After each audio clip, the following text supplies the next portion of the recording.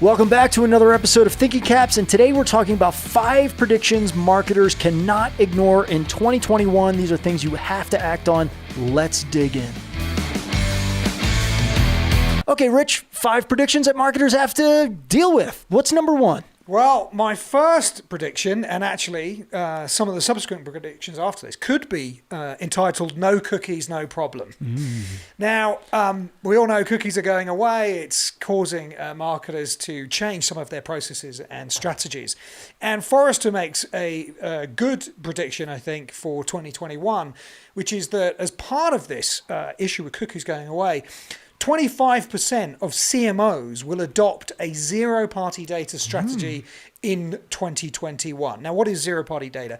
This is data that is collected willingly, transparently from consumers, willingly given information about motivations, desires, interests, preferences, usually in return for some sort of value exchange, therefore allowing the marketer to personalize messages, content, advertising, offers in a consented way. Yep. So zero-party data, big prediction, 25% of CMOs, and one that I completely agree with. So yeah, that's number 1. Cool. Well, I'm going to move to number 2, which is the reinvention of personalization. Personalization is everything in 2021. It used to be that your systems, all your siloed data couldn't really act in real time. That is no longer an excuse. You can get over that. In fact, Gartner notes that 27% of marketers believe that data is the key obstacle in the personalization, revealing weaknesses in data collection, integration, and protection. So, but that should not stop you from personalization, right? Yeah, and as Seth Godin said at the keynote he gave at Signals 20, that personalization is really about being personal, right? And that's the segment of 1. Which traditional personalization isn't the segment of 1. It's broad-based segmentation, versus really understanding the individual, their preferences, their motivations, their desires. Well, again, it's all about a data-driven approach. And to your point, you can get to that scalability of a one-to-one level. And in fact, we'll have a report very shortly here, believe in March at CHEETAH, where we're getting 300 brand marketers to tell us what are their hurdles, how do they get over them, and what do you need to do to actually personalize? So you're going to have to do it in 2021. Yeah. What else you got? It's a continuation of the reinvention of personalization. Fair. And that is, number 3 is, if content is king, then context is queen.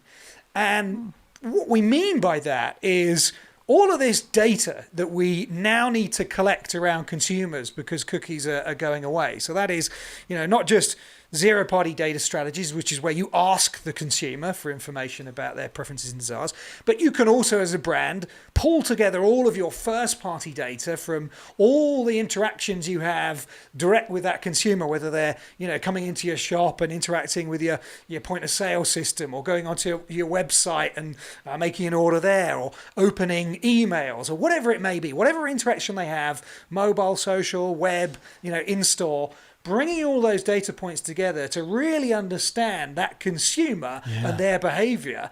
That's the sort of foundation for the reinvention of personalization. But you also need to understand the context of where that consumer is within the customer journey in order to deliver the right message at the right time on the right channel. And that's what we're going to see in 2021, I believe. I'm so excited. We're preparing another Thinking Caps episode with one of our great partners that talks especially about that. How do you bring weather data and other contextualized data that literally explains where the customer is, like today in the moment, and that window of opportunity for you to personalize and bring the context, the offer, the message at the right time, right place. And it's not possible without, all of this data coming in and the customer journeys that you've set out. You need to have deep machine learning to really make sense of all this data to deliver the right message at the right time on the right channel. And so obviously AI, big part of what's going to happen in 2021. Totally agree. Number 4, this is one that I know you've talked a lot about in 2020. Give us your take on it. Yeah. What's the title? It's just really interesting. So the title is The Social Media Quagmire, right? Gives marketers a social dilemma. And, anybody that's watched the social dilemma on Netflix, will probably be left under no doubt quite the scale of what we saw in 2020, particularly the back half of 2020, with things like the Stop Hate for Profit movement, the major advertisers pulling away from advertising on things like Facebook, particularly Facebook, but Facebook and Google, other social platforms. We would be remiss to think that was a 2020 issue. Yeah. 2021 has started off, and my prediction is that this social media quagmire and the social dilemma that marketers have is going to snowball through the course of 2021. And just put this in context of what we've seen in the last couple of weeks with the US elections and what's happened around the transfer of power. The storming of the Capitol building is shining a giant spotlight on how disinformation, conspiracy theories are proliferating on social platforms. And we're going to see, as the investigations launch forward, more reaction, I think, from businesses. Well, we're already seeing that today, but more reaction from businesses and from marketers responding to what we now know is a very, very serious problem, not just for democracy, but also for society at large. Yeah. And look, with the change of administration, my prediction there, sub-prediction on this one is, you will see regulation on privacy laws and everything increase, right? GDPR, and as it snowballs, I think you're going to see more of that. So if I put myself back in my brand marketer role, do I really want to put all my eggs into that social basket, or do I need to take some of them back into what we're talking about? Personalization, owned channels, email, SMS, things I can control, rather than these walled gardens of, hey, what's the viability? Yeah, I mean, advertise on third-party platforms like Facebook and Google to get them off those platforms. Exactly, into your own database. And start to build that direct-to-consumer relationship. Control that conversation. I love it. All right, number five. Number five, I believe, is going to be a surge in loyalty marketing in 2021, but with a little twist. So in times of recession, we know it is easier to get money out of existing customers than to go and spend and acquire new ones.